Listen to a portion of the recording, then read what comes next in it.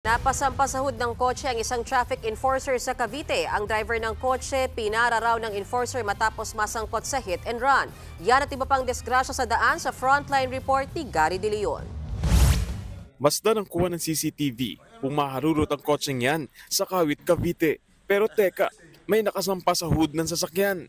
Isang traffic enforcer. Nagtuloy-tuloy ang pagharurot ng kotse hanggang sa tumigil ito sa gilid ng isang bahay na pag-aari pala na nagmamaneho ng kotse. Ayon sa mga otoridad, naon na raw nasangkot ang kotse sa hit and run. Pinara ng enforcer ang kotse pero binaliwala lang ito ng driver. Tinangka ng enforcer na harangan ng kotse pero biglang humarurot ang driver kaya napasampa siya sa hood. Pagkahinto, pinatawan ng citation ticket ang driver. Idinulog na sa LTO ang insidente para isyuhan ng show cause order ang driver.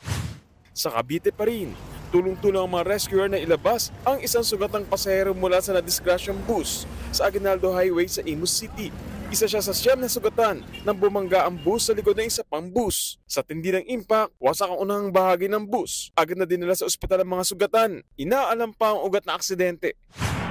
Sa kuha ng CCTV na ito sa Santiago Tugigaraw Road sa Ramon Isabela, makikitang tumilapon sa kalsada ang rider at kanyang angkas. Mabuti na lang at nakapagpreno ang kasunod na pickup truck. Base sa investigasyon, nasagi na isang SUV ang motorsiklo kaya tumilapon ang mga sakay nito.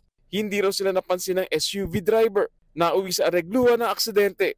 Nagbabalita mula sa Frontline, Gary De Leon, News 5.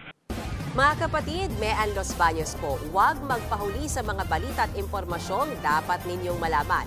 Para sa mas malawak na balitaan at diskusyon, mag-follow at mag-subscribe na sa social media pages ng News 5.